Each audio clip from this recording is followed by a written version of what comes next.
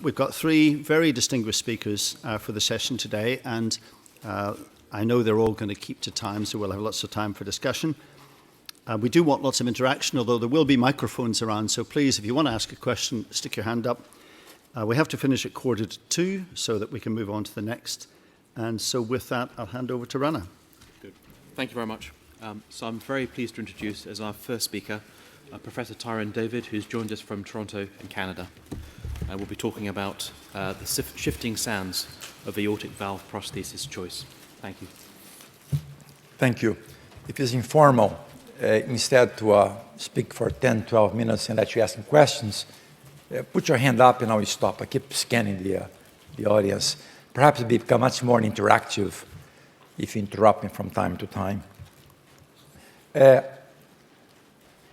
4 years ago, I was asked to write the chapter in this book, which chapter in book is a waste of time, unless your own book. However, I have written 47, but that's why I'm saying it's a waste of my time. So I took one of my brightest young men, and I said, how'd you like to be a co-author in a textbook? Shafi is an Iranian kid, undoubtedly the brightest man I met in my life, except perhaps Einstein, Leonardo da Vinci, people that we read on about. Shafi was one of those multi-talented young guy, but not very smart. He removed a nevi from his foot while at Stanford. 6 months later, developed metastatic melanoma, died within a year. It was the biggest loss we had, was my young associate. Shafi reviewed some 4,000 papers. That's his ability. He could read fast. And we met for a weekend, start on Friday morning, we did not leave until Sunday night to write this chapter. Because we ought to be careful enough, because it might be called as evidence-based. There is no evidence in anything in cardiac surgery. It's very sad. We don't have randomized trials. It's all based on retrospective review. And what I do, he cannot reproduce. What she does, I can't reproduce. It's a hornet's nest. So no evidence base. Our conclusion, the first sense of the book is that there's no perfect heart valve. There wasn't in 1960 when heart surgery was born. There isn't in 12, 13, as I'm talking to you. Whatever we do is a palliative alternative. Palliate the patient the best way he can. What's the best palliation?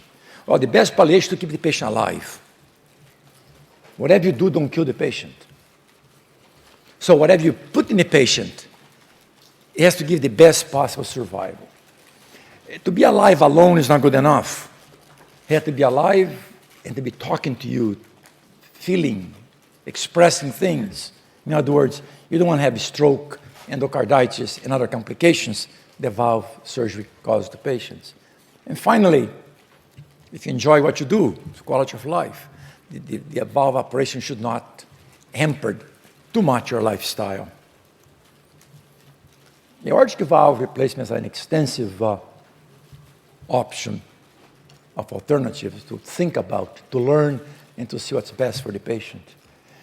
The first aortic valve ever implant was mechanical, but soon after there was some biological, like homograft, and 10 years later, the Ross procedure, which is really not Ross procedure, it's Norman Shumway. He's the one that did in animal the work, taking the pulmonary and put in the aorta. And, but he did the first one in clinic, was Mr. Ross. And then the two types of bioprosthetic valve, stent and stentless valve. And every time investigators start, I introduced this here, and I thought, this is the best thing ever invented since sliced bread. When first invented, 20 years later, as bad as anything else, worse in certain aspect, because it's more difficult to implant. Only 2 randomized trials on types of valves ever conducted. One on each side of the continent, one here in Scotland and one in the United States. Both came up with the same conclusion. The VA study in the United States, only men, so there's no women here, showed the results at 15 years. This study was finished at 15 years because 90% of the patients were dead. Aortic valve replacement, not a good operation, or mitral valve replacement. And they randomized to two, the traditional Hancock valve and the Bjork-Scheile, initial Bjork-Scheile valve that never broke. The mortality of 15 years, so 80-some% for the tissue, a bit lower for mechanical valve in the VA study. For mitral valve, no difference in survival. The survival for in the VA was slightly better at 15 years, favoring mechanical. This could not be supported in your trial in the British Isles here. The one done in Glasgow included same sample size, mitral and aortic, same age, 1 year, and included women as well. No difference in survival.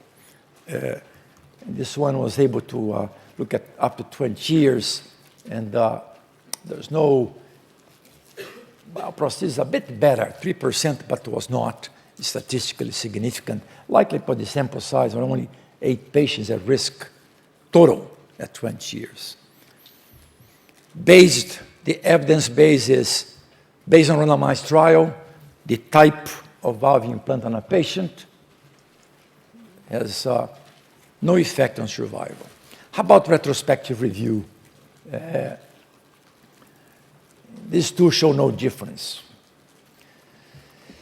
We can't extrapolate that data and apply today, mostly because the valves, the Bjork-Scheile is no longer used, the Hancock original are no longer used. Companies that make valve prostheses say the new ones are better. Surgeons that make mechanical valves say, well, we have a better valve now. Bileaflet is better than single disc valve.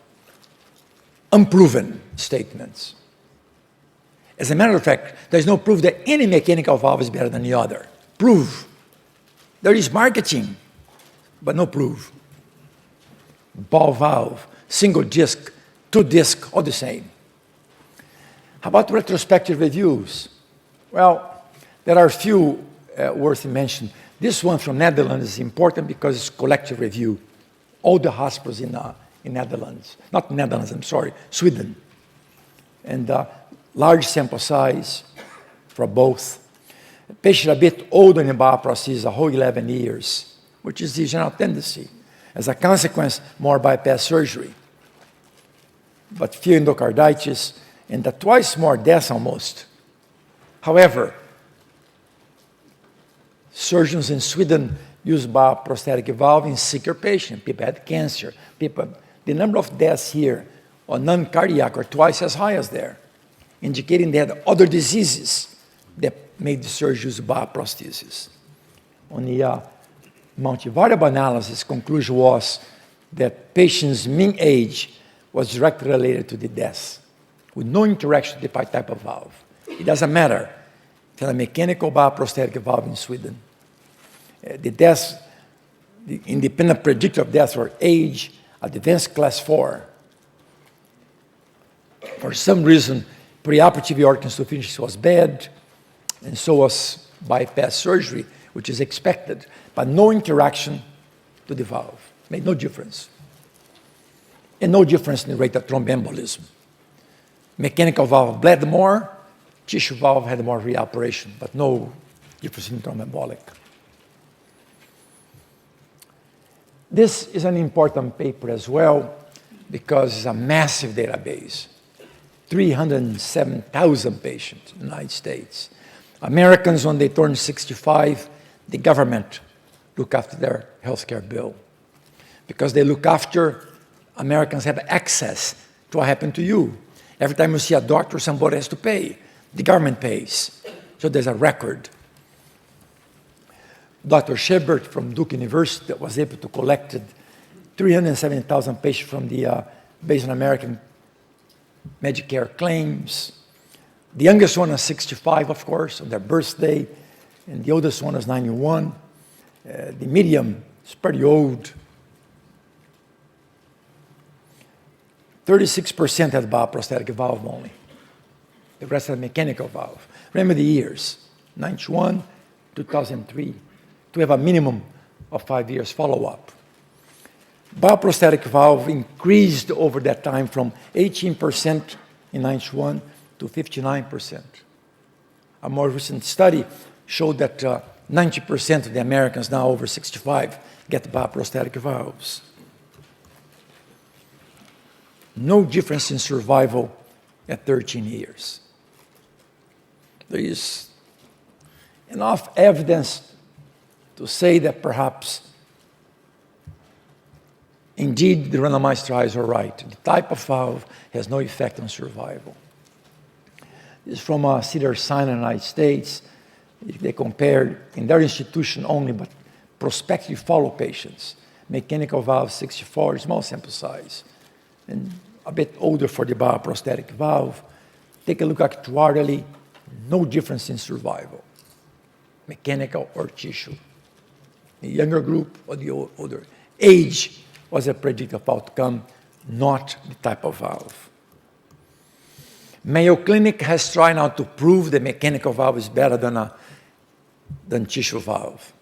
They have a paper bouncing from paper to paper. I've reviewed for Lancet, for the circulation, and I'm reading for the JACC, the same paper.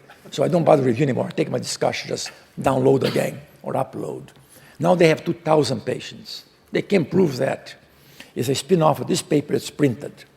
They took all their St. Jude valve operated from this decade, 210 St. Jude and 257 pericardial in patients between 50 and 70.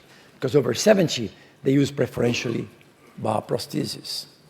They match one-to-one based on the predictors of a late outcome by multivariable analysis, which were age, gender, bypass, and a Mayo Clinic valve size. Patients small valve in Mayo Clinic did not do well. Larger valves, they survive better.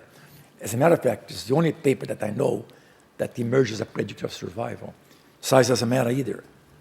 I hope you want to say that. And they proved that 10 years later, the mechanical valve did better. Very faulty paper. I don't know why the journal accepted. How can you see if the patients can be matched when the operative mortality for mechanica is 1.8? Mayo Clinic are damn good surgeons. They operate very well. They do every day. They do 4 or 5 cases a day. They know how to operate. And yet, mortality is 1.8 for mechanical, 3 times as high, 3.5 times as high for tissue valve. It's telling you what? That these patients here must have confounding factors not picked up in the trial. They had cancer, they had cirrhosis, they had other things that the multivariate analysis missed and killed people too. People don't die from heart diseases. So yes, they show better survival on mechanical, but I think there are too many flaws in the study. Their second one with 2,000 patients is even worse. No matter how their statistician massage to prove the mechanic is valid, any sharp eye say this is not so. And there is one major problem here. Mayo Clinic patient is not the ordinary patient. Mayo Clinic patient is rich, educated, is an American that travels, or an Arabic that leaves Saudi Arabia to go to Mayo Clinic because somebody read and said they are the best doctors. So if the best doctor cannot prove that one is better than the other, the average of us, the rest of us, have to say that. Patient survival after AVR is not affected by the type of valve. So don't tell your patient this valve is better than that. You're going to live longer. You can't prove that. How about complications? Is one valve more likely to complicate than other valves? Well, in the randomized trials, only 2 differences. In the randomized trial, patient that had a mechanical valve bled more. In a tissue valve, they had more reoperation. So choose how you want to live next 10 to 20 years, having reoperations or bleeding. And unfortunately, that's what it comes down to. Yours here, no difference as well. The one done in Scotland. Patient mechanical valve had more bleeding. Patient bioprosthetic valve had more reoperations. Same as the American trial. Mechanical valves are bad because they require anticoagulation. Tissue valves are bad because they fail in young people. Let's support the data.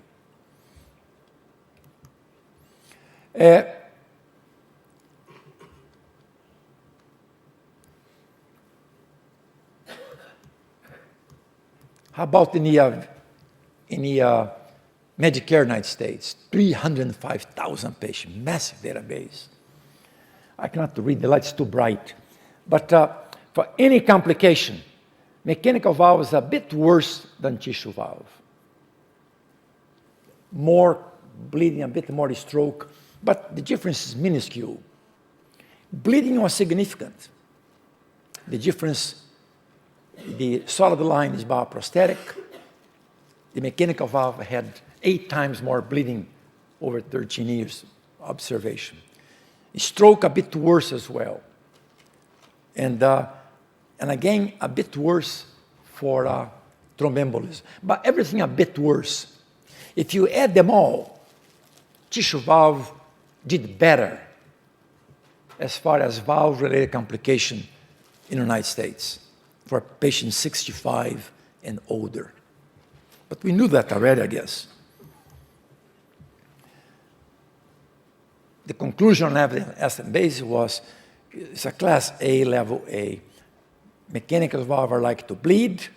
They have the same thromboembolic rate, and reoperation is more common with bioprosthetic than mechanical. Mechanical valve require reoperation too, but at a much lower rate than bioprosthetic valve.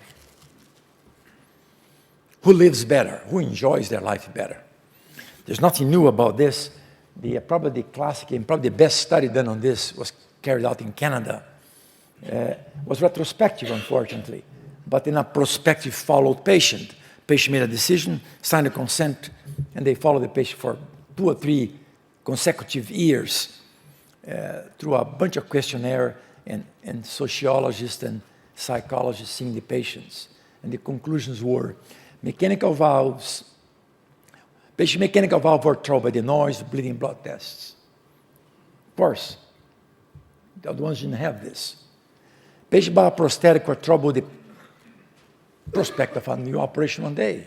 They are happy now, but in back of their minds, one day I want to come back. No difference in fear of valve failure. Quality of life, similar.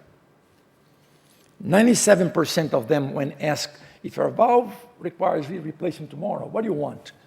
97% said, the same valve. I'm happy what I have. Once you get used to it, it's not bad. Human beings are resilient and adaptable. If you don't adapt, you don't survive. You become a miserable person. So that's why it's important what you tell them, what should be best for them. And the best patient to judge is the family doctor, who knows the patient longer than we do. We meet the patient for half an hour before deciding about the operation. And most patients really are well adjusted to the type of valve they have. Patient's age should be likely the most important determinant on our explanation to them. Anybody under 60, we should tell them the probability to come back for another operation is very high. Over 60, unlikely. Full of comorbidities, doesn't matter the age. It's not chronological age, it's biological age. A 40-year-old not the same as a 60, healthy-year-old if he's diabetic, obese, renal failure. He had 2 strokes. That person not going to make it to 50. Because there's no whole body transplant yet. So I think the mechanical valve in healthy individuals should be 60 years cutoff. And if anticoagulation is a problem, a reoperation is likely better. We have a new challenge. Okay, now patients say, oh, I'm putting a PIG valve on, fail, I have a percutaneous valve in. Be careful of that. I don't know about England, but the best sold valve in the United States which is a massive market, 65,000 a year, is number 21. Number 2 is 19. A 19 valve and a 21 valve barely can take a percutaneous valve in and provide an orifice of a centimeter or more. So, although valve is here to stay, I think unless the valve is large enough, it's not going to be the solution. Thank you.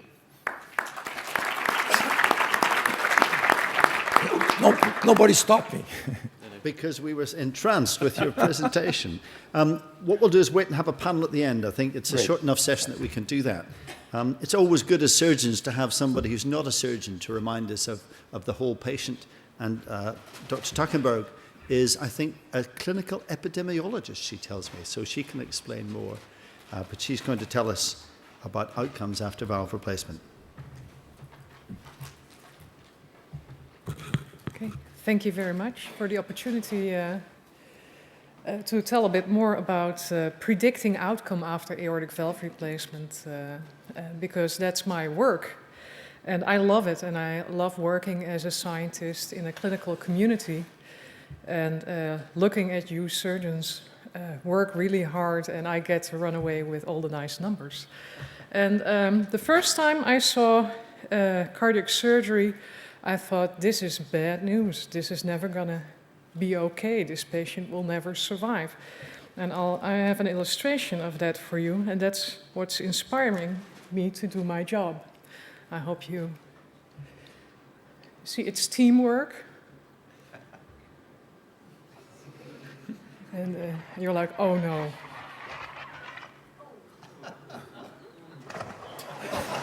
And it ends up to be really great. Look at that guy. That's what Professor Taggart would like to do with the cardiologists. I bet. So that's the feeling I got when I saw my first heart surgery, and I got to participate in some. But then I thought, well, I'd better go on in research, because that's what I really like to do. And when we talk about outcome after cardiac surgery, and in particularly after valvular heart surgery, we as clinicians, we think in terms of early mortality and morbidity and late hazards.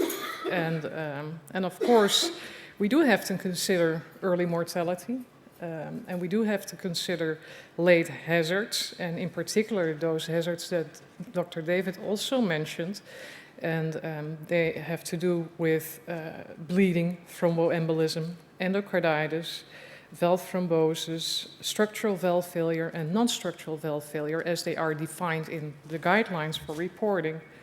On the other hand, we should realize that we are implanting these valves in a wide variety of patients. And this wide variety of patients may have potential benefits. But of course, not every patient has the same expectations in life. And my talk will partially be on that. Because for some person, it may be very important never to have a reoperation, while others may may never want to have anticoagulation treatment because they either don't like taking pills or they are afraid of major bleedings. So my job is to gather the evidence, and according to Dr. David, there's no evidence base, but I think we can discuss the quality of our evidence base, but there is some evidence out there, as you showed with regard to mortality, at least, when it comes to prosthetic aortic valve selection. And of course, when choosing between a bioprosthesis and a mechanical valve, which is the choice for most patients, we choose between valve degeneration or the hazards of bleeding and thromboembolism. My group conducted several studies, mostly systematic reviews and meta-analysis, and then we took all the evidence there is about outcome after, in this case, aortic valve replacement, and we put it in simulation models. So we would simulate outcome of virtual patients of different ages and gender, and look what would happen if we would have them complete their life and see what the lifetime risks of the different complications would be. This is a study which is not a systematic review. This is actually a collaboration with Eric Jameson in Vancouver, who provided us with his primary data set of patients who underwent either aortic valve replacement with a mechanical or a bioprosthetic valves. And what we did is we compared lifetime risks of the different events after aortic valve replacement between the different types of valve prosthesis. And we show here that another time that microsimulation can provide more detailed insight into the outcome after AVR. Well, let's start with the most important, of course, the most important thing you want to show is what does mortality look like? And when we talk about mortality after aortic valve replacement, we need to take into consideration the general population. And in this slide, you see the life expectancy of men in the normal US population. For example, a 50-year-old male in the US has about 25 more years to live. And you would say, well, that sounds reasonable, but how is that in other first world countries? And I've added here the life expectancy for males in the normal population, not only of the US, but also of British Columbia in Canada, that's the upper line, the Netherlands, that's the light blue line, and then in red, the UK population. And we Dutch, we always believed that our survival was superior. But I guess both us and you from the UK need to move to British Columbia because it's much better. As you can see here, a 50-year-old patient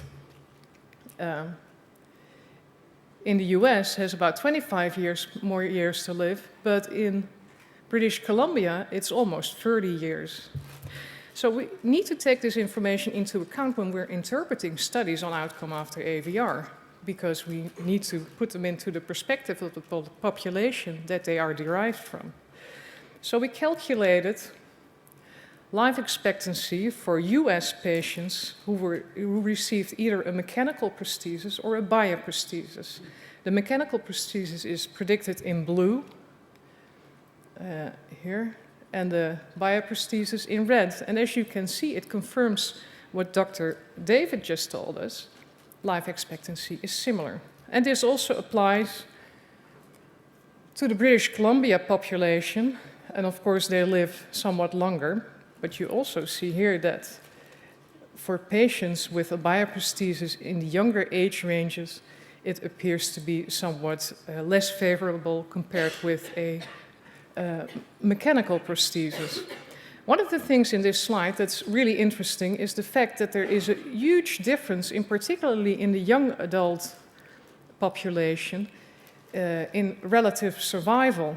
They have what we call an excess mortality that is enormous, it seems, and is not expected by valve-related complications. It's probably mainly due to the underlying cardiomyopathy that's associated with valvular heart disease in this age range. In the older patients, you don't see that difference in excess mortality anymore, and that probably has to do with patient selection for aortic valve replacement. Only the most healthy patients will be accepted for surgery. Well, let's move on. We've now seen that mortality appears to be comparable between the two types of prosthesis. Now let's take a look at the lifetime risk of major complications. And then again, we start here with the lifetime risk of a reoperation, which is depicted here by age at implantation from 50 through 75 years of age. And of course, in young patients, the lifetime risk of a reoperation when implanted with a biological prosthesis is really high. It's 45%. And with increasing age, this goes down. You can also see that the lifetime risk of a reoperation with a mechanical prosthesis is there. It's about 4%, regardless of the age of implantation. Now, we add to that the lifetime risk of having a major bleeding with either prosthesis. And of course, this is not your average nosebleed. These are bleedings that either cause death or admittance to the hospital or an intervention. And here you see that the lifetime risk of bleeding with a mechanical valve for a 50-year-old patient is about 30%, and it goes up to really high, over 55% for a 75-year-old. And that also has to do with the fact that older patients have a higher hazard, baseline hazard of bleeding and also of dying because of bleeding. And here with bioprosthetic valves, we see a steady lifetime risk of about 13 to 14%.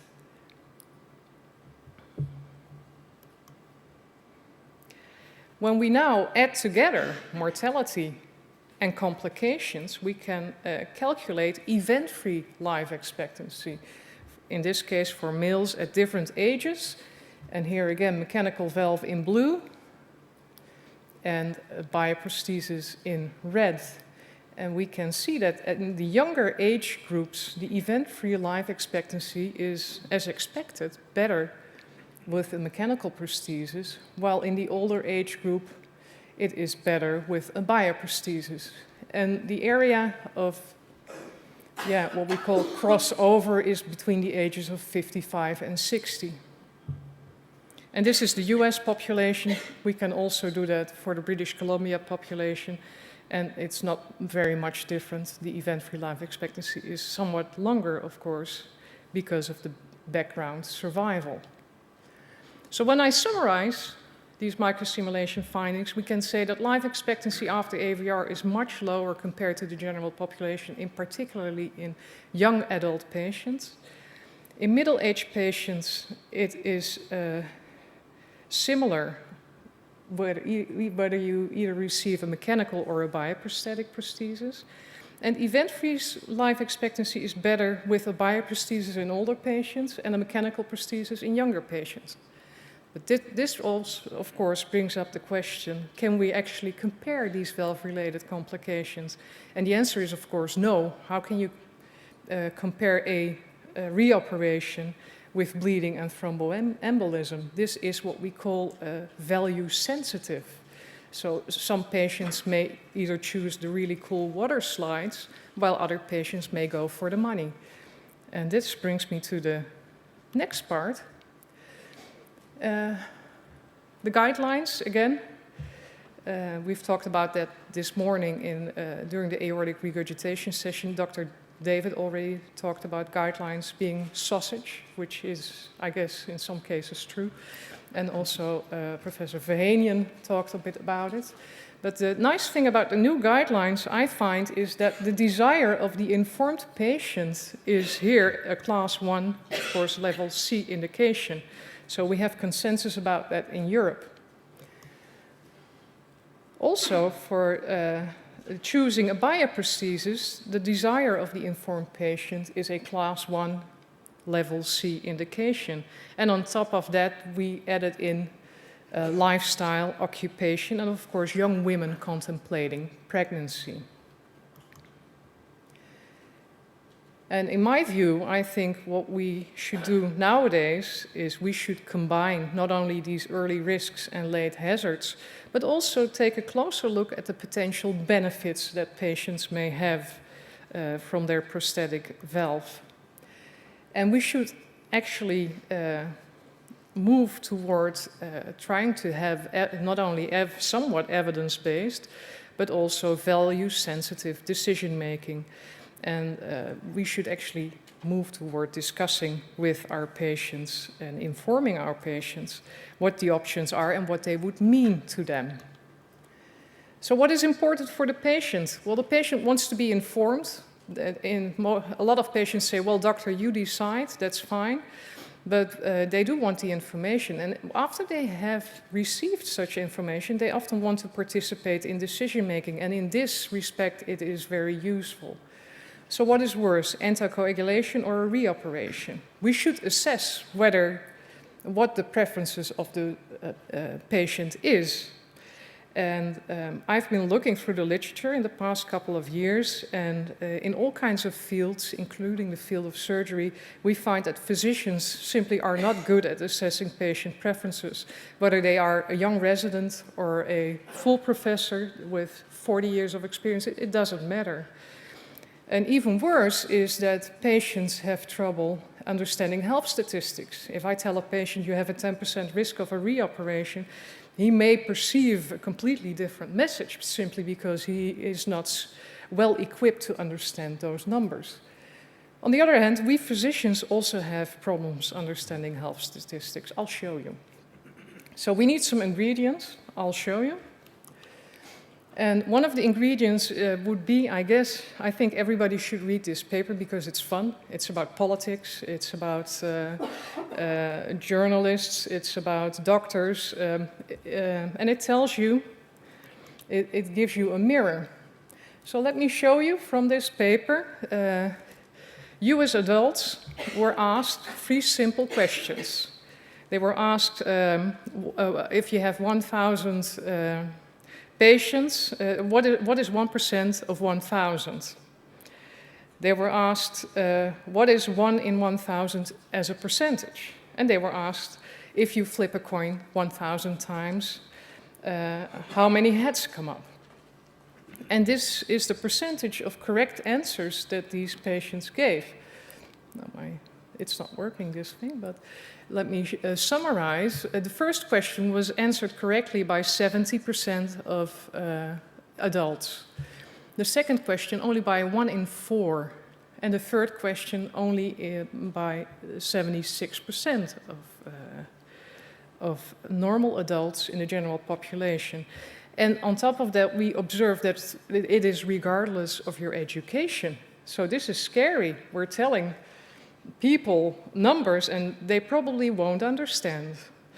We also, this paper also talks about, they repeated the experiments in clinicians, and rest assured we're doing a little bit better than that.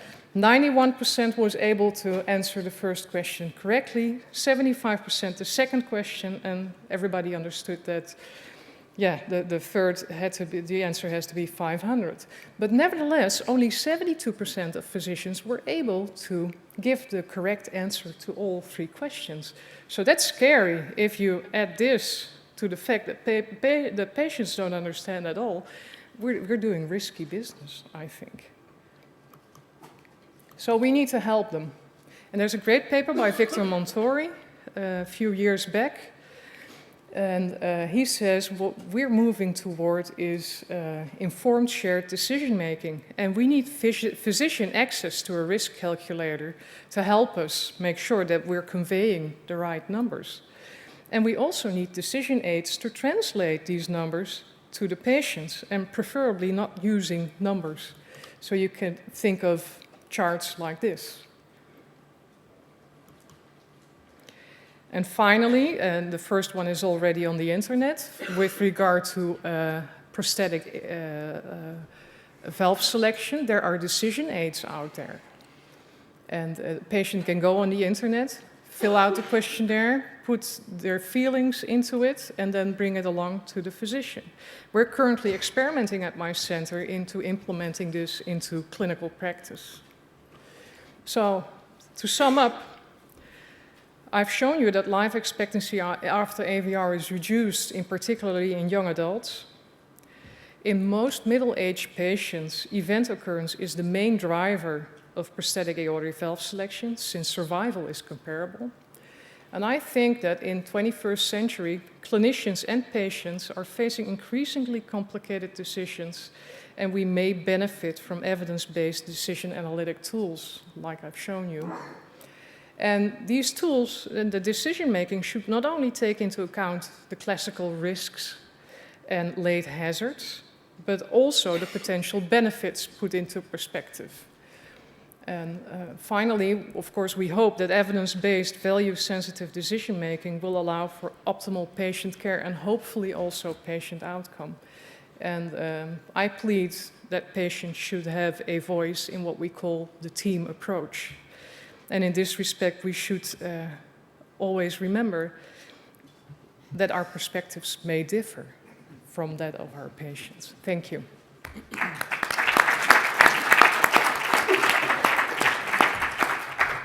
Thanks very much indeed for a fascinating insight.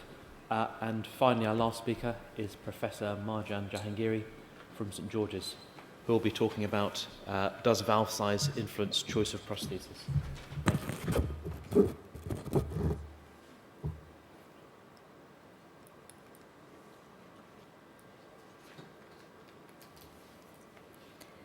Good afternoon, ladies and gentlemen. I would like to discuss with you whether valve size makes a difference to the outcome. You've heard some of these answers. I would like to start by presenting a case.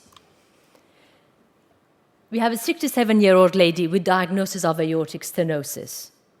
Transthoracic echo showed a gradient of 86 millimeters of mercury. The annulus size was 19 millimeter. If you're considering inserting a tissue valve, let's say a Carpentier, that would give you an effective orifice area of 1.2. Patient's body surface area is 1.6, and thus a ratio of 0.75. May I please have a vote, a show of hands for the various valve options? I'm going to read them out, and if I may, I would like to have your vote. Your first choice would be a 19 millimeter stented valve, 19 millimeter mechanical valve. Some might consider enlarging the root and putting a larger valve in, a 23 millimeter, for instance, or do a complete root replacement with a larger valve. And some may consider a stentless valve. May I please have a show of hands for the first choice? Who would want to put a stented valve in? Marjan, partly depends on how active she is and maybe how obese she is, and maybe she could lose some weight and get her body surface area down. Leslie, wait a minute. I'm only sort of slide number 5. All right. Who would choose the 19 millimeter mechanical valve? May I combine options 3 and 4 for root enlargement and root replacement? Some of you who can't see all the delegates, Dr. David is voting for options 3 and 4. 2 or 3 other colleagues. And who would choose a subcoronary stentless with a larger annulus? Thank you. I think the majority have voted for number 1. Let me say something. Please. Interactive. A 19 millimeter annulus by echo, there is no commercial available valve that goes in except a freestyle 19. A 19 millimeter annulus corresponds to nothing. Corresponds to a smaller valve. A 19 Merriman or a Magna requires a 22 millimeter geometric annulus to go in, or doesn't go in. Thank you. Thank you very much for your comment. That's why I answered 3. Yes. I tried to justify why 3. It's too small. I think a Magna 19 is all right for this patient, but Thank you. go in. Thank you very much. Please have comments. I think some of your thought processes include that 19 millimeter is fine for this patient and probably most patients. Others might think that a 19 millimeter is associated with the reduced short and long-term survival. And as you heard from Dr. David, it is more feasible to put to do a root enlargement or a root replacement, and it can provide better long-term survival. I think what we're all thinking of is patient prosthesis mismatch. In the next few slides, I would like to discuss with you some of the principles of mismatch and some of the evidence in the decision-making for this patient. Patient prosthesis mismatch is defined as an effective prosthetic valve area after insertion to the patient, which is less than the normal valve. The prosthetic valve size is measured according to a geometric orifice area. It is not a functional measurement. It's not an in vitro or in vitro functional measurement. So it's just a geometric measurement. And different manufacturers measure this differently. Some measure it according to the external sewing ring, some to the internal sewing ring, some to the mounting ring. Dr. David is nodding his head. Would you agree? Absolutely, yeah. Yeah. But that's why I said this. Absolutely. And this would really, I think, show the evidence of different manufacturers. Let's say they've all advertised a 21 millimeter on the shelf. So just for example, the diameter of a 21 millimeter at all points is available for every manufacturer. But I've just chosen to do a table for you on internal orifice diameter. For a 21 millimeter, for this valve is 21. For a classic Carpentier is 18. For a perimount is 20. For a St. Jude is 16. And for mitral flow is 17. So what is sold on the shelf as 21 is very different with different manufacturers. But in general, mechanical valves have smaller geometric orifice areas compared to tissue valves. Amongst the tissue stented valves, perimount has a fairly large geometric orifice area. And as you saw, different manufacturers produce different sizes. So what determines the transvalvular gradient? This is determined by the effective orifice area and in turn transvalvular flow, which is determined by cardiac output and thus body surface area. Therefore, it is best to index it to the body surface area. Some operating theaters, I think it's more common in North America than at least in UK, but some of our operating theaters have a normal reference value for effective orifice area, which is published either by companies or there are 2 or 3 manuscripts in publication which have these tables. So you can easily calculate your indexed figure. So if you calculate it, and this is greater than 0.85, it's essentially not significant mismatch. If it's about 0.65 to 85, it's moderate, and less than 0.65, it's severe. So if you aim to put this 19 millimeter Carpentier perimount valve, or any of that, the orifice area is 1.2. If you put it in a patient with a body surface area of 1.5, gives you mild. If you put it in the larger patient, it gives you severe mismatch.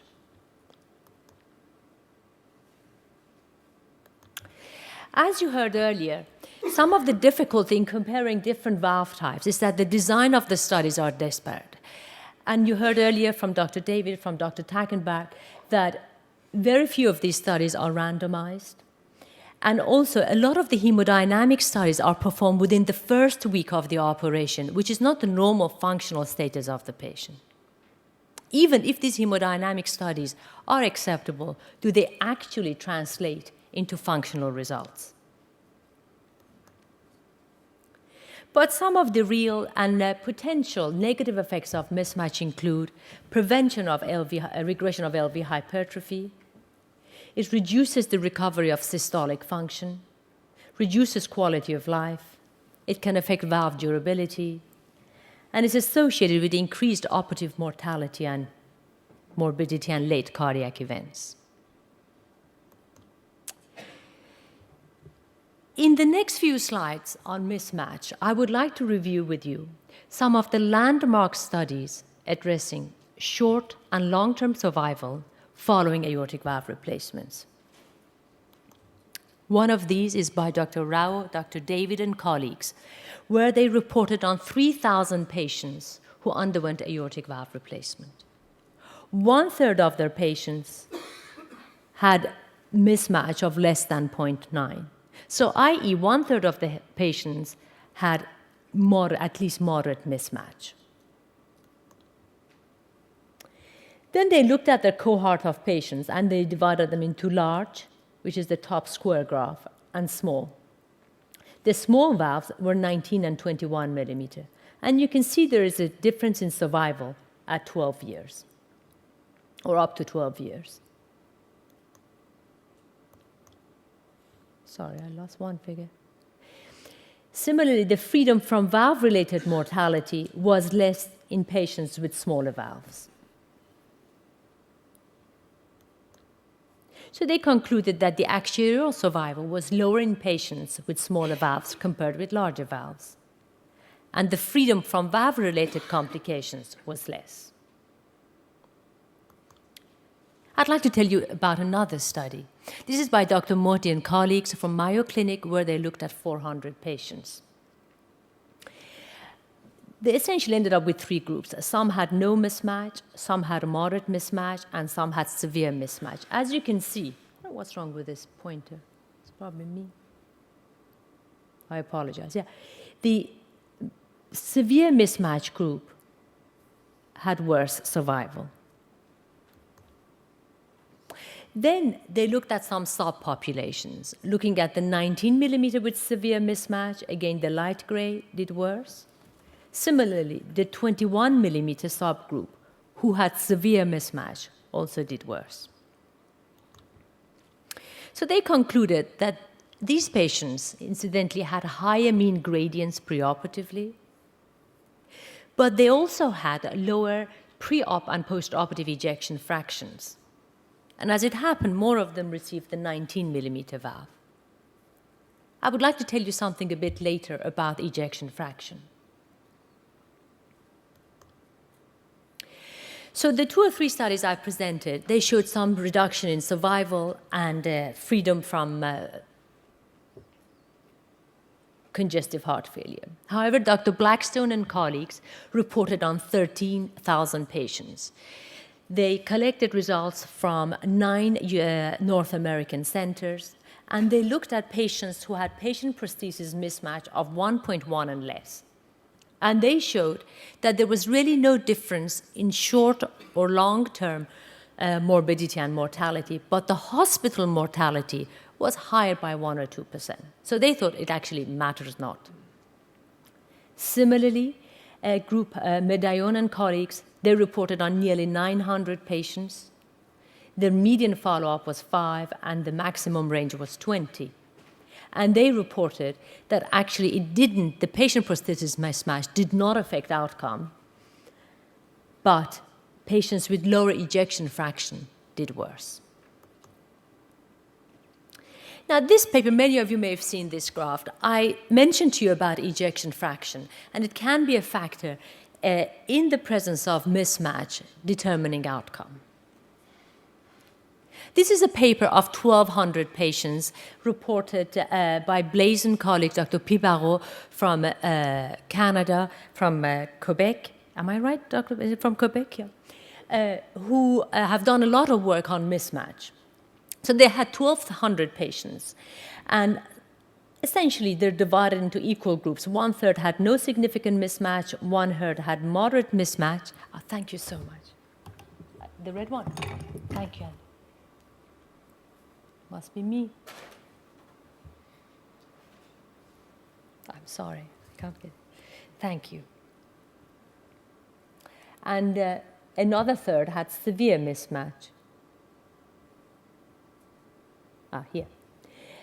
If you look, they've divided them into ejection fraction of more than 40% and less than 40%. You can tell that these back groups did worse. However, if you read the paper carefully, please remember we started with 1,200 patients. In this little box, 7.1, the middle one, moderate mismatch, there are 20 patients. In this one, there are only 3 patients. I'm very jealous they got into circulation. But nevertheless, I think it's very important. There is something in lower ejection fraction and determining outcome. So does this, do these outcomes in hemodynamic effects, do they affect clinical, do they have a clinical effect?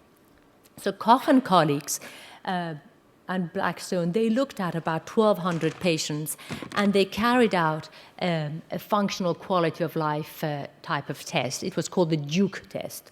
We don't use it in UK. And they looked at exercise capacity, functional recovery, and etc. And they showed that actually the patients who had mismatch did not have a worse clinical outcome.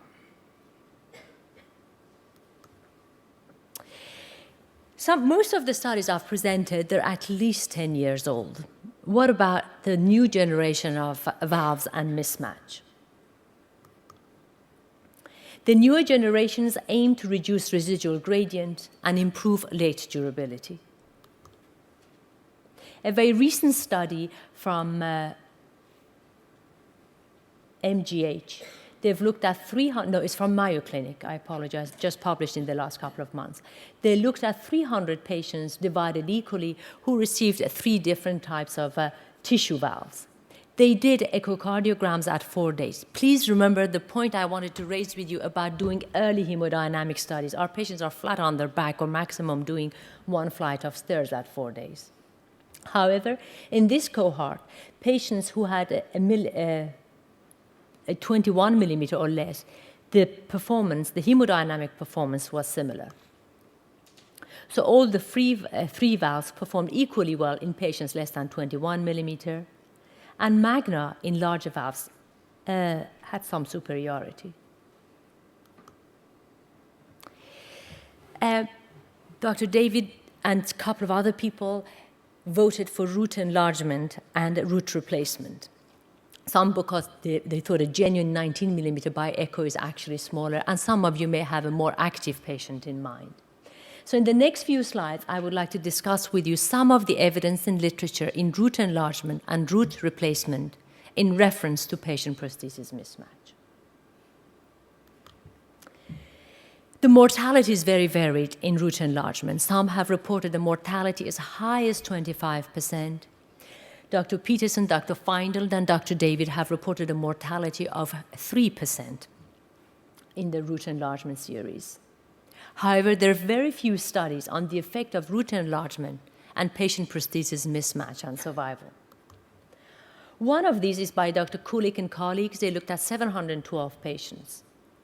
Some had a simple valve replacement, and about 1/3 had a root enlargement. They were followed up for a median of 5 years. Again, this group showed no difference. Lost my green dot again. Never mind. So the dotted is the simple aortic valve replacement. The solid line is the patients who underwent root enlargement. Really no difference in either survival or, thank you so much. Yeah, that's much better. Thank you. And so there's really no difference in either survival or freedom from congestive heart failure. However, they did show that the actual gradient was less in patients who had a root enlargement. They showed that there was less patient prosthesis mismatch, but this did not translate into long-term survival. But please note their maximum follow-up was about 7 years. However, this study I think is of interest, and many of you may have come across it. This is just to assess the role of the stentless valve in patient prosthesis mismatch. Again, it's by the Quebec group, and they reported 400 patients. I'm not sure if they were isolated aortic valve replacements or what, but 68 of these patients underwent 19 and 21 millimeter freestyle. The operative mortality, I would say, was quite high, 33% in 19 and 7 in 21. And in this cohort, they showed patient prosthesis mismatch of 80%, where 60% were severe.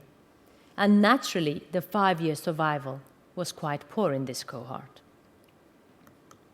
Another study on stentless valves, a third study by Professor Pepper and colleagues in Circulation, which was a randomized study of stented versus stentless valve. Again, they showed a great decrease in peak aortic velocity. The index orifice area improved, but at 1 year, this did not translate into clinical outcomes. We're keenly awaiting their 5-year results at the end of this year, I hope. Ladies and gentlemen, in summary, I think patient prosthesis mismatch does exist in patients following any form of valve replacement, but is rarely severe. It should be avoided in patients who are very active or who have impaired left ventricular function. There is little difference in the third-generation valve types, particularly in terms of geometric orifice area or effective orifice areas. But I think apart from patient prosthesis mismatch, the durability of the valve is very important to consider. I'm grateful for your attention.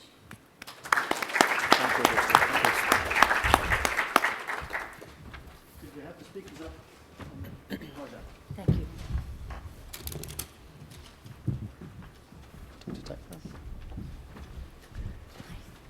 Right, so this is an informal session. This is your chance. We've got three internationally known speakers here for you, an ideal opportunity to pick their brains. We have officially half an hour because the speakers have all kept to time so very well. We don't have to use the half an hour, so if we run out of questions, we'll allow the speakers to escape and finish their lunch. But here you have them captive, so let's have your questions. Don't be so shy. Okay, Dr. Takkenberg, you mentioned that you felt the patient should have a voice in the heart team.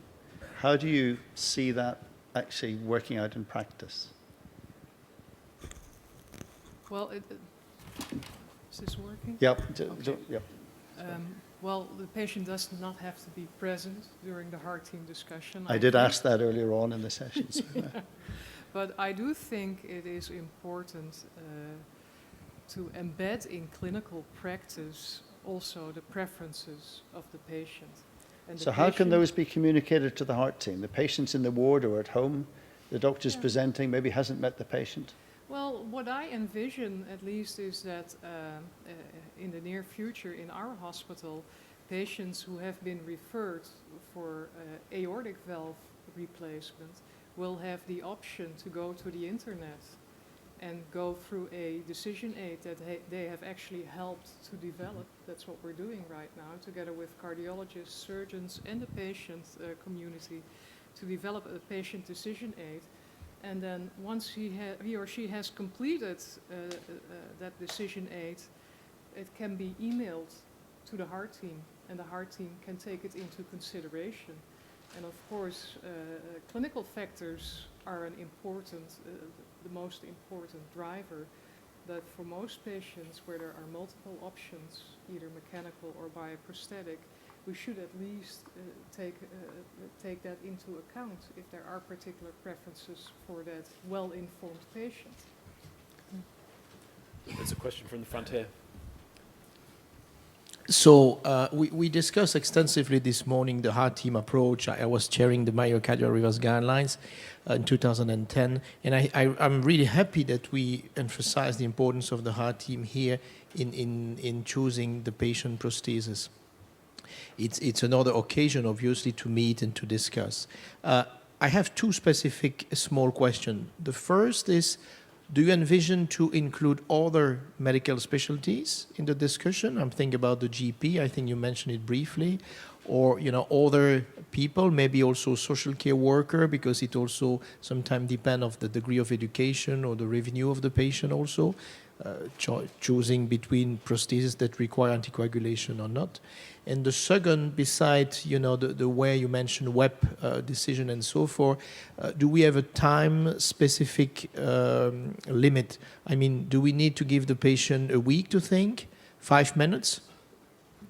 That's a good one. Yeah. For now, we are currently focusing only on the cardiologist, the surgeon, and the patient. But I think it would be wise for somebody like the GP or maybe a social worker who knows the patient better to also be involved, at least informed on the side. Most important thing for this to succeed is that everybody agrees and sees the use of such a tool.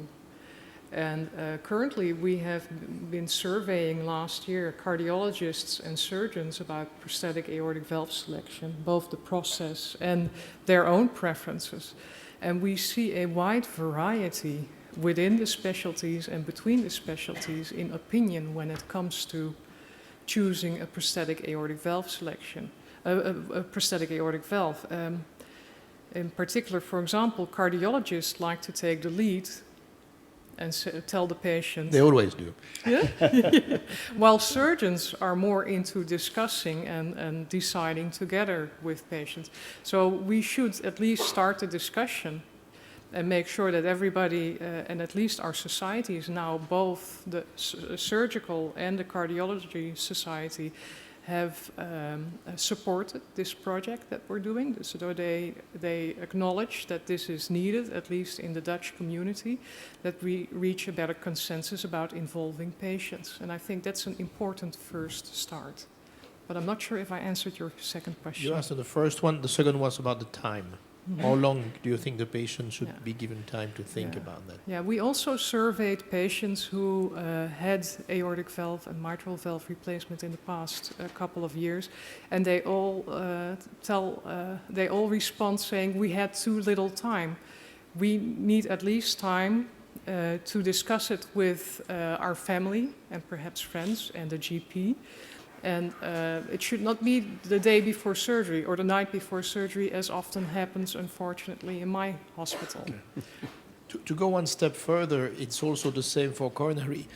Do you think the heart team should be supported financially from the state? Is there any thought about that in Holland? Like for oncology patient, for example, it's the case in Belgium. Well, I think a way toward that it would be to have the heart team be a marker of quality of care. Exactly. And in that respect, then it should be supported by the state. That's what I think. Yeah. Thank you. Any other questions at the moment? Dr. David, you mentioned the TAVI, and I'm certainly saying to patients, particularly in their early 60s, that if they have a tissue valve and they do need re-intervention, alone will certainly be a transcatheter approach. And you put a note of caution in there about the sizes? Well, size is one, and the other is we don't have data on durability of TAV yet. The longest case report is 5 years. At 3 years, any large series, so 30% of failure already. So I think TAV is a desperate measure and should stay as desperate measure for the foreseeable future until there is data. The problem is what she just mentioned, the heart team. I don't think patients are qualified to make this kind of decision, to be quite honest. Patients don't like to be cut. They like to delay decisions. Not only patient, any of us. I mean, I had a torn ligament in my shoulder 3 or 4 years ago, and the guy said, I can fix you, but you're going to be off surgery for 2 months. I said, to hell with you. I do physiotherapy and I'm going to continue operating. I didn't want to have a cast or immobilization for 2 months, not because the hole in my heart or the hole in my shoulder, but it's the fact that it's going to change my lifestyle. And I think I'm a fairly well-educated physician, and I decide for the easy way out. What I'm trying to say is, if you offer a patient, you want a PCI or surgery, surgery will cut you open, going to be off 3 to 6 months. They say, oh, of course I want a PCI. Yeah, but it's going to fail in 5 years. I'll come back in 5 years. God knows what's going to happen in 5 years. I mean, so percutaneous aortic valve is becoming a reality. Now in younger patients in the United States, and look in Germany. The data from Germany is scary. I just got handed Michael Borgerson in 2012. 31% of all isolated aortic valves are no longer done surgically, are done through catheters. Not because the cardiologists and surgeons are crazy, it's because the patients do not want to be cut. So if you let the patient to decide, you're going to find a major shift in healthcare to God knows where. I'm not advocating that the patient is deciding. I think the patient should have a voice. Should be informed. The patient should be well informed, and if he or she desired, should have a voice. Okay, Marjan, you were nodding your head vigorously there. Because I feel even stronger than Dr. David on the matter. I think patient comes for a professional opinion. I think we've got to give them what we think is best for the patient. We have discussed the patient, and forgive me, the idea of the heart team is not the idea of the heart team and involving the patient is not a new idea. It's not the nucleus of atom. We've always discussed the patients and with the patients the risk and the benefits of any procedure. More than that, I think it's beyond their understanding. And particularly with the advent of internet, they're going to come up with a whole lot of facts which are actually more fiction than fact. And they're totally confused. They're totally confused, and they say, "Oh, I've just downloaded this." And they, forgive me, the more educated they are, the more difficult the scenario becomes. Because you end up reviewing non-peer review soft literature, with your patient. Download it from the internet. But is it not your responsibility then that they are well informed? Because Exactly. So I tell them. apparently they are not informed My right responsibility now. is to tell them, look, this is. I tell them in 2 sentences, the stuff that you've printed out is not peer reviewed. Bin that. Okay? Bin it. I do about 220 valve cases a year, just in our service. In our unit, we do about 1,200. We know better. And this is our results. These are the UK results. We think this is best. The TAVI, yes, you've read it in the Daily Mail. Dr. Daily Mail is a I know kind of a which one. soft paper, or the Mirror, and they say it's really good. You go in there, it's through a little puncture, and you come out. That's not informing your patient well. Okay, Marjan, talking about inform me, please don't inform our managers that you do 220 valves yourself plus all your other work. Good. Clinton. Well, just in response to that, I mean, you know, the problem is that patients are misinformed, but actually the physicians are even worse informed. Yeah. And so to put it back into the physician's I think all the hands is cardiologists even have worse. left after this. We've got very good data, Dr. Takkenberg has shown, that it's completely immaterial at what age you are as to what prosthesis you have. So in fact, you need to put it back into the patient's hands as to what complications they want to have later on in life, whether they want bleeding or reoperation. And we can't make that decision for them. So it has to be the patient purely that makes that decision. It's a different decision from whether they have a TAVI or a conventional valve replacement. But I think when you're talking about type of prosthesis, it must only be the patient's decision. I try as a young surgeon. I never published that. Dr. Kirk was the editor, gave me a hard time 3 or 4 times. You don't get tired to revise that paper, say, count your losses. But I have one of my first papers in my career, it was in practice 5 or 6 years. I had precise 100 consecutive patients that came in for elective valve surgery, and they're undecided. I gave them warfarin. I said, you're going to take for 6 months, and then you come for your elective valve replacement. Guess how many out of 100 picked mechanical valve? All ages. Do a number, draw a number, think. Suppose if they take 100 population, I give them all warfarin, tell them to keep their INR, in those days it was 2.5 to 3.5 for either valve. And they took warfarin for 3 to 6 months before coming for operation. It was a long queue in those days in Canada. And what was the complication rate of bleeding and thromboemboli? A third of them bled. A third of them. I say 10 chose, perhaps. Mechanical 6. students. 94 patients, even a 20-year-old. So I don't want to take this poison. I mean, given the choice, if they really know what it is, they don't take it.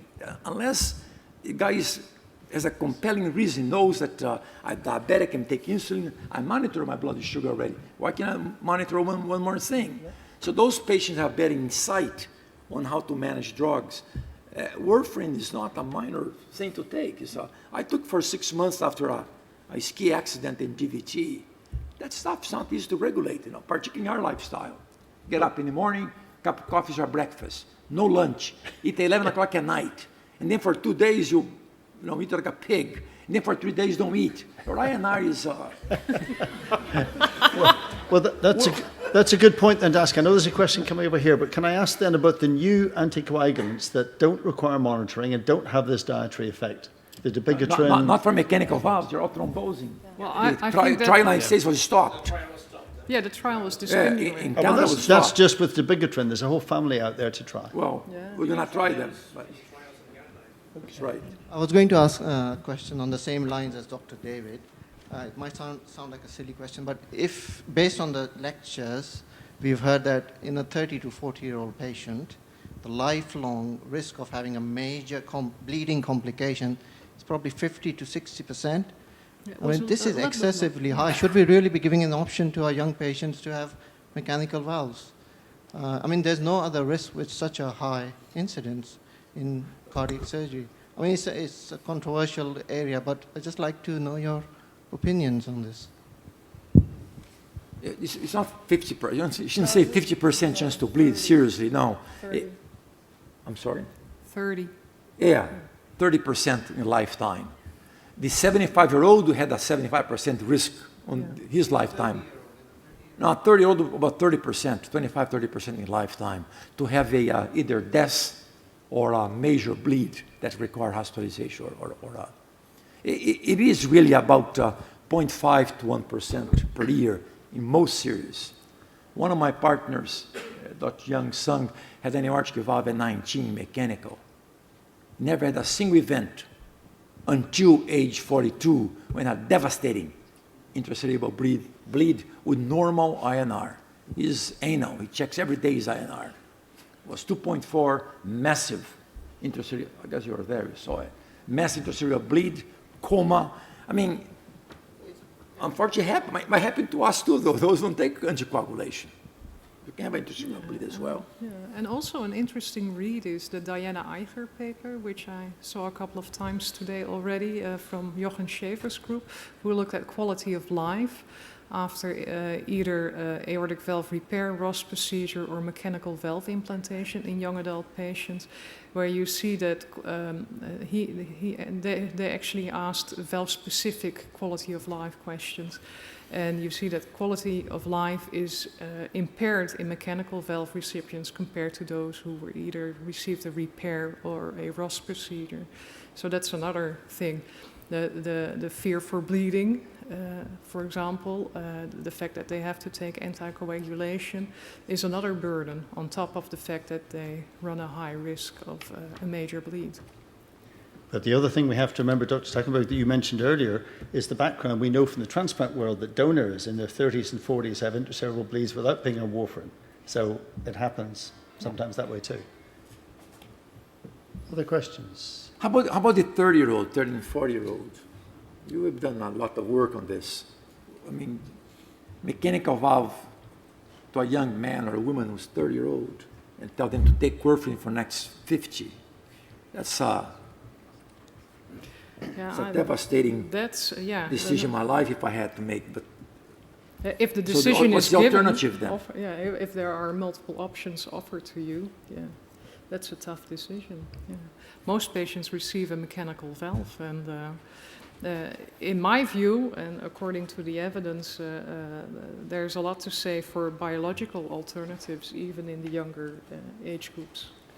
But then again, then you are again weighing the benefits and the risks and looking at the risk of a reoperation, which will definitely occur later in life with a biological valve substitute or with a valve repair. The odds are high against the hazard of bleeding, but also the burden of anticoagulation therapy and lifestyle restrictions. But the need for aortic valve replacement in that age group is much smaller, and those are often congenital patients. Should we not be offering them the Ross operation? Well, but that's going to lead to those of us who work with congenital heart. We have a large hospital, the largest one in Canada, next to us, the Hospital for Sick Children. Once they turn 16, the patients are transferred to our care. So I face this problem at least every 2 weeks. A 30-year-old with severe aortic valve disease who have had 1 or 2 operations already, either a percutaneous valvotomy or some patch when he's incompetent bypass aortic valve. Now they come for a more definitive procedure. Initially, I was doing a Rossing everybody. From 1989, when I learned to do this operation, until 2000, we are doing at least 1 Ross every week. Our enthusiasm slowed down a bit, the production of Ross, but we have a cohort of patients that are very dedicated. They come back every year for an echo, for imaging, and we've been publishing on them every 5 years, the outcomes. We have another presentation at the AHS next 2 months in Minneapolis on 20 years outcome. We have 50-some patients at risk at 20 years, so it's significant. Let me tell you what I have learned. In a woman, doesn't matter what lesion they have in the heart. I have 98 female operated with minimum follow-up of 14 years, up to 24 years. Not single female yet in my institution had a reoperation for the Ross. None. There is something to the gender and outcome. They had, a third of them had something done to the pulmonary valve over 20, 25 years. Either valvotomy, not valvotomy, dilatation of the pulmonary artery, or a melody deployed percutaneously. But 0 event in aorta. In man, with the remaining 130 patients. 40-some had pure aortic stenosis and normal-sized aortic animals. 0 intervention. 0. Not like one failed. 0 at 20 years. The incompetent ones, the dilated animals, disaster. More than half. Either the valve is leaking, they form an aneurysm. So although this is a clinical interpretation, I think gender and the mechanism of the lesion in the aortic valve predicts the outcome of Ross, at least in my hands does. It did in your series. You guys have published extensively in Heart, and I'm using as a main reference. Yours, everyone failed there. Everything fails from an aneurysm. Not everyone. No. A lot. But it looks bad. Everyone looks bad. It's like a... Yeah, no, that's true. And of course, the series in Rotterdam, the Ross series of over, I think they're now 155, and we basically stopped doing them. Because in our hands, it simply did not work. But you did the root replacement for everyone. Yeah, there was an unsupported root replacement where the autograft was placed on top of the annulus. Not inside. And not inside. And we know that Yacoub is doing very well, and that Ismail El Hamamsi in Canada has started his own series and appears to be durable. We do know that Hans Sievers with the subcoronary technique has excellent results. Mm-hmm. And I agree about AS versus AR indication. It works very well for patients who present with aortic stenosis and no aortic dilatation, and it works less well for those with aortic regurgitation, but we do not see the gender issue. Difference? No, not at all. Yeah, it's almost like I like them better. It's a better job. And the incision is much smaller. I struggle much more to do it because women try to keep the incision between the breasts, so you work in a hole, and yet the outcomes are better. Yeah. So we should prefer to be a woman. Hello, sorry. I got a question slightly different from this. What I'm trying to ask you is, now that the TAVIs is definitely going to stay, it's very clear from the data from Germany that the cardiologists are going to push with TAVIs for sure.